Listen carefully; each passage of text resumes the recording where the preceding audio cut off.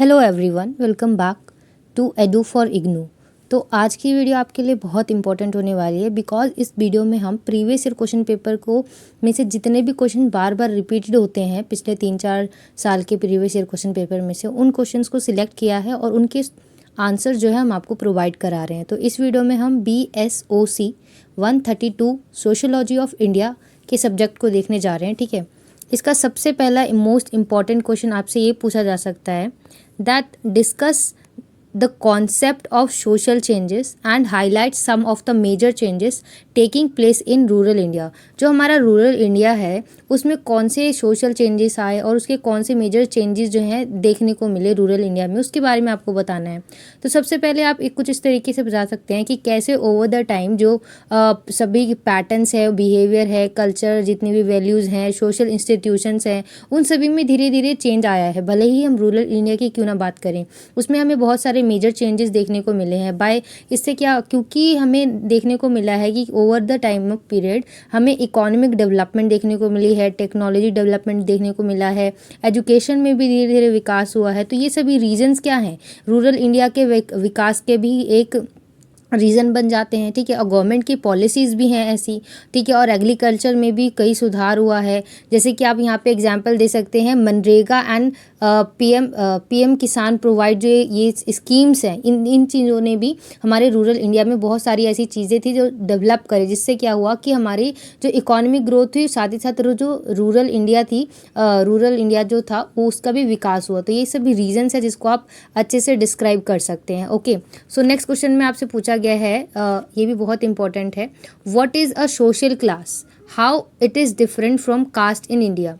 देखिए, social class और cast दोनों डिफरेंट चीज़ होती है। जब हम सोशल क्लास की बात करते हैं तो यहाँ पे हम इकोनॉमिक स्टेटस देखते हैं और एजुकेशन देखते हैं सोशल क्लास में। ठीक है, और जब हम कास्ट की बात करते हैं तो हम इसमें उसकी कास्ट को देखते हैं, लाइक वो हिंदू है, मुसलमान है, इस चीज़ को हम देख रहे हैं। ठीक है, उसके हिंदू मतलब उसके ट्रेडिशन को देखते हैं। ठीक है, तो यहाँ पे आप इस तरीके से बता सकते हैं कि in India social class refers to a group of people with similar economic status, education and lifestyle. ठीक है, जिनकी एक सारी ये सभी चीज़ें एक साथ एक जैसी होती हैं सोशल क्लास। जैसे कि इसमें क्या होता है कि ये वो अमीर है, वो गरीब है, इस एरिया मतलब इस तरीके के जो लोग हैं, इनकी लाइफ स्टाइल या इकोनॉमिक स्टेटस जिसका सेम है उसको हम अमीर के कैटेगरी में रखते हैं, मिडिल क्लास की कैटेगरी में रखते हैं। तो ये सोशल क्लास होता है। ठीक है, और कास्ट क्या होता है कि जिसमें हम डिटरमाइन करते हैं अकॉर्डिंग टू देयर उनके रूट्स क्या हैं कि वो कौन से ट्रेडिशन को फॉलो करते हैं। वाइल सोशल क्लास की बात करते हैं तो ये changes economic mobility, caste is rigid and explained by birth. जो कास्ट है वो आपको बाय बर्थ मिला है, आप उसको चेंज नहीं कर सकते। आप इकोनॉमिक कंडीशन तो आप सुधार सकते हैं, सोशल क्लास आप बदल सकते हैं अपना, बट जो आपकी कास्ट है उसको वो आपको बाय बर्थ मिलती है। ठीक है, जिसको आप हिस्टोरिकली आपको मिलता है और वो आप उसी कास्टिज्म के कहलाते हैं। ठीक है, जैसे कि बहुत सारे डिस्पाइट लीगल मेजरमेंट्स हम बात करें तो अलाइनमेंट कास्ट डिस्क्रिमिनेशन देखने को मिलता है हमें। It still significantly impact social and economic life in India, जिसकी वजह से भी क्या होता है, हमें सोशल और इकोनॉमिक दोनों तरीके की लाइफ में इम्पैक्ट दिखता है कास्टिज्म की वजह से, क्योंकि कास्ट से रिलेटेड कई सारे डिस्क्रिमिनेशन हमें देखने को मिलते हैं। ठीक है, तो इसी तरीके से नेक्स्ट आपका मोस्ट इंपॉर्टेंट क्वेश्चन हो सकता है, describe some of the major functions of family, it is change and discuss. देखिए, फंक्शन हम फैमिली की जब हम बात करते हैं तो फैमिली जो है किसी भी इंडिविजुअल के लिए बहुत ही ज़्यादा रोल प्ले करता है। Performs several critical functions including socialisation, children, providing emotional support, economic cooperation and care for the elderly. मतलब यहाँ पे आप देखेंगे कि एक तरीके से जो आपके फैमिली होता है वही आपके लिए सबसे पहला शिक्षक के रूप में आप कह सकते हैं होता है,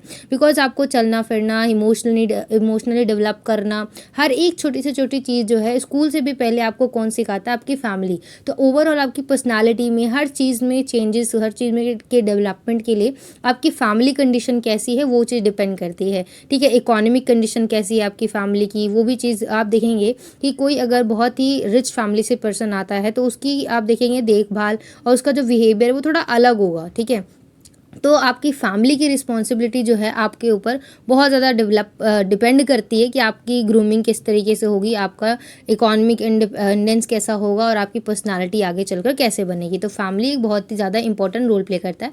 तो आप वीडियो को पॉज करके यहाँ पे पढ़ सकते हैं। ठीक है, इसी तरीके से नेक्स्ट क्वेश्चन आपसे पूछा गया है, discuss the significance of religion in our social lifes with suitable example. देखिए रिलीजन की अगर हम बात करते हैं तो ये बहुत ही इंपॉर्टेंट होता है अपने आप में, बिकॉज आप किसी से भी मिलते हैं तो हो ही जाता है कि पहले बार नहीं तो दूसरी बार में आप पूछ ही लेते हैं उनसे कि आप कौन से कास्ट से हैं, राइट। तो एक तरीके से सोशल लाइफ में जो रिलीजन है बहुत ज़्यादा इंपॉर्टेंट रोल प्ले करता है, कि क्योंकि रिलीजन की वजह से ही हम अपने लाइफ का भी एक पर्पस रख पाते हैं, ठीक है। अगर आप हिंदू हैं या अगर आप क्रिश्चियन हैं तो आप अपने रूट्स को फॉलो करते हैं, ठीक है, और अपनी लाइफ में एक गाइडेंस को ढूंढते हैं और अपने रिलीजन को फॉलो करते हुए आप आगे बढ़ते हैं। जैसे कि जो फेस्टिवल्स हमारे दिवाली है, होली है, हमें क्या क्यों पता चला, रिलीजन की वजह से कि हमारा ये रिलीजन है, हम ये करते हैं, ठीक है। इसी तरीके से जो क्रिश्चियनिटी है उसमें चर्च की गैदरिंग जो होती है उनमें रिचुअल्स होते हैं, जैसे कि क्रिसमस हो गया, ईस्टर हो गया, ये सभी क्या है, ये सभी आपको आपके रिलीजन के हिसाब से ही तो पता चलता है कि आपका ये रिलीजन है तो आपकी ये सारी चीज़ें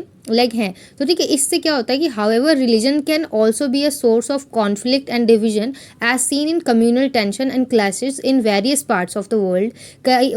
वर्ल्ड के कई पार्ट्स में आपको थोड़ा सा देखने को मिल सकता है कि रिलीजन जो है एक कॉन्फ्लिक्ट का भी डिवीजन बन सकता है। बट अगर पीपल समझते हैं कि सभी रिलीजन जो है इक्वल है, first of all we all are human being, तो ये चीज़ें थोड़ा सा बैलेंस आउट हो जाती हैं, ठीक है। So balancing the positive communal aspects of religion with the need for a tolerance and secular governments is crucial in diverse society। खासकर इंडिया जैसी जो डाइवर्स सोसाइटी है उसमें इन सभी चीज़ों को एस्पेक्ट करना, रिस्पेक्ट करना एक दूसरे के रिलीजन की, ये बहुत इंपॉर्टेंट हो जाता है फॉर जो हमारी सोसाइटी में जितने भी चीज़ें हैं वो टॉलरेंस रह सके, सभी का बैलेंस आउट हो सके, ठीक है।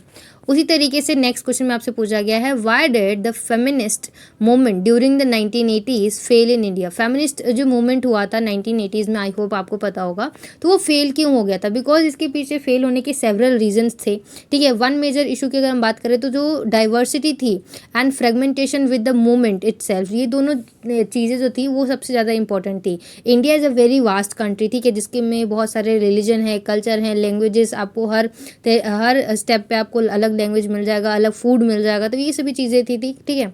So this diversity made it difficult to unify around a single agenda. Additionally the movement often failed to engage with grass roots issues affecting rural and lower caste women, focusing more urban middle classes occurrence, ठीक है। Another challenge की अगर हम बात करें तो strong जो patriarchal structure था, ठीक है, इंडियन सोसाइटी में, वो भी एक इम्पॉर्टेंट था कि फेमिनिस्ट को फीमेल्स को ज़्यादा इंपॉर्टेंस ना देना, पैट्रियार्कल जो सोसाइटी चली आ रही थी वो भी एक रीज़न थी कि इस ये जो फेमिनाइज मूवमेंट था वो फेल हो गया था, आप कह सकते हैं, ठीक है।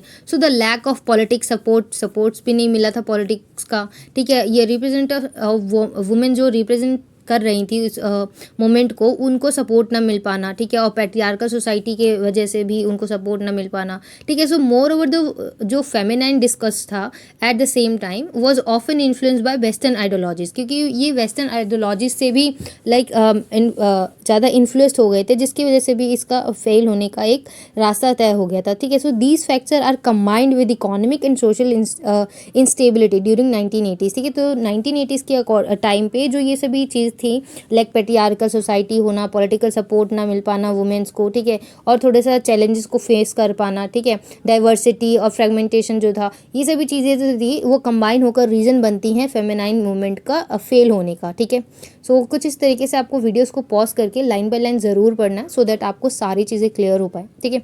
और अदरवाइज़ आपको कुछ पूछना है या अगर ऐसी कोई सब्जेक्ट है जिसकी वीडियो आपको अर्जेंटली चाहिए तो you can do write in the comment section, ठीक है। For some time we will recording this video for mobile phone, after some time we will be providing you our best quality videos, ठीक है।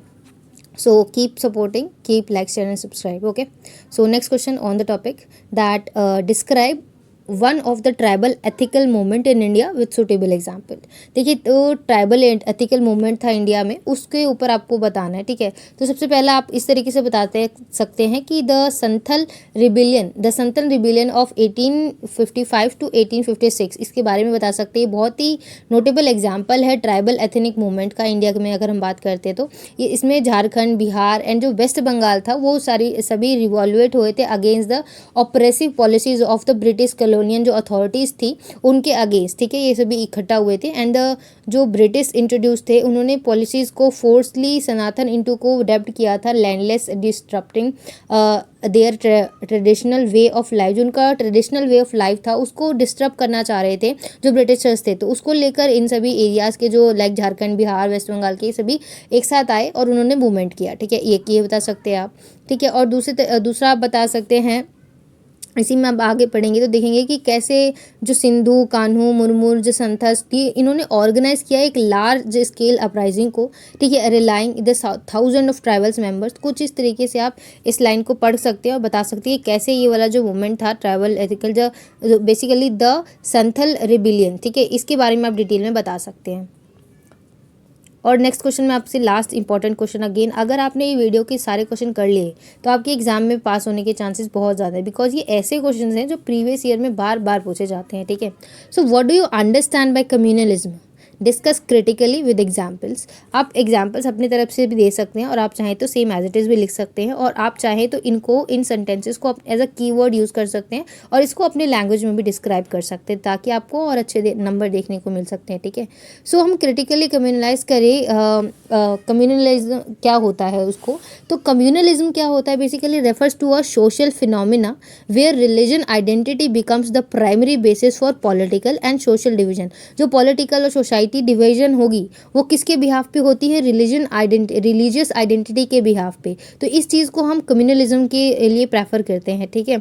So often leading to conflict and violence between different religion communities. तो जब religion के base पे, cast के base पे जो चीज़ें हैं रिफ्लेक्ट होता है, कॉन्फ्लिक्ट होता है, वायलेंस होता है, तो ये हमें कम्युनलिज्म को दिखाता है, ठीक है। इन इंडिया अगर हम बात करें तो communalism has been a persistent issue, बहुत ही परसिस्टेंट इशू रहा है ये कम्युनलिज्म, बिकॉज आपने देखा होगा कि कैसे दलित समाज वगैरह, ये सभी आपको हिस्ट्री तो पता ही है, ठीक है। So the partition of India में आप देख लीजिए, जब पार्टीशन हुआ था इंडिया का, तभी से आप देखेंगे कि कितनी सारी चीज़ें जो हैं चेंज होती हैं। 1947 में देखेंगे आप तो किस तरीके से हिंदुओं ने मुसलमानों को, मुसलमान ने हिंदू को, मतलब यहाँ पे मैं कोई टॉपिक नहीं छेड़ना चाह रही, बट आप देखेंगे कि कैसे पार्टीशन के टाइम में हमें ये चीज़ देखने को मिली। तो ये चीज़ क्या थी, ये कम्युनलिज्म ही तो थी, रिलीजन के बेस पे वायलेंस होना, कॉन्फ्लिक्ट होना, ठीक है। So which lead to a political factor the partition of India in 1947 which lead to a mass violence between Hinduism and Muslims, कि कितना ज़्यादा वायलेंस हुआ था इन दोनों के बीच में। तो ये एग्जाम्पल हो सकता है कम्युनलिज्म का,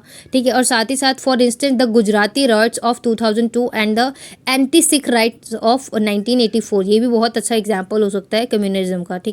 So however further addressing communalism requires promoting inclusion policies, fostering in faith dialogue and strengthening the secular fabric of the society, ensuring harmony and the peaceful coexistence, ठीक है। तो इस लास्ट लाइन को आपको जरूर पढ़ना है, लास्ट के 2-3 लाइन को, और आपको इन एग्जाम्पल्स के साथ कुछ इस तरीके से आप इसको डिफाइन कर सकते हैं। सो आई होप कि आपको ये सारे क्वेश्चन आज के समझ में आए होंगे और अच्छे लगे होंगे। सो आपको एग्जाम से पहले आपको इन सभी क्वेश्चंस को प्रिपेयर करके जरूर जाना है। सो अगर आपने वीडियो लास्ट तक देखी है तो thank you so much for watching. अगर आपको कोई सब्जेक्ट की वीडियो चाहिए तो आप कमेंट सेक्शन में लिख सकते हैं। And thanks for watching.